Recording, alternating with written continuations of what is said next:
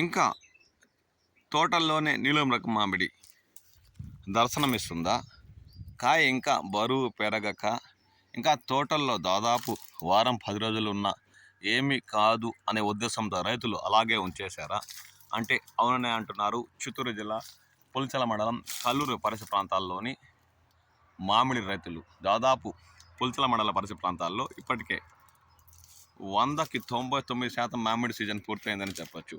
ఉన్న ఆ 1% నీలం రకం మామిడితో తోటల్లో దర్శనమిస్తుందని స్థానిక రైతులు అంటున్నారు. కొన్ని చోట్ల వ్యాపారస్తులు కొనుగోలు చేసిన తోటల్లో కల్లూరు పరిసర ప్రాంతాల్లోని ఒక మామిడి తోటలో నీలం రకం మామిడి ఇంకా వారం రోజులు తోటల్లో ఉన్న ఏం కాదు అనే ఉద్దేశంతో, అది కాక ఇప్పటికే నీలం రకం మామిడి దామల్చెరు మ్యాంగో మార్కెట్లో 30,000 మార్కును దాటి అత్యధిక ధర అంటే 36,000 వరకు కొనుగోలు చేసిన విషయం మనకు తెలిసిందే. దీంతో ఇప్పుడు మనం చూస్తున్న నీలం రకం తోటలో ఇంకో వారం రోజులున్నా ఏమాత్రం మాగి నేల రాలదు అనే ఉద్దేశంతో తోటలు కొనుగోలు చేసిన వ్యాపారస్తులు అలాగే ఒక కల్లూరు పరిసర ప్రాంతాల్లోని మామిడి తోటలో నీలం రకం మామిడి ఉంచేసిన దృశ్యాలు గమనించవచ్చు. ఎందుకంటే సీజన్ పూర్తయింది కాబట్టి ఇప్పుడు మనం చూస్తున్న నీలం రకం మామిడి 40,000 పైబడి అమ్మినా ఏమాత్రం ఆశ్చర్యపోవాల్సిన పని లేదు. అందుకు ఓపికగా అమ్ముకోవచ్చు అన్న ఉద్దేశంతో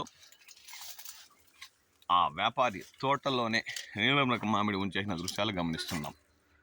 పూర్తిగా ఇతర రకాలు కోతలు పూర్తయిన ఒక నీలం రకం మామిడి మాత్రం తోటల్లోని చెట్లలో అలాగే ఉంచేసిన దృశ్యాలు గమనించండి.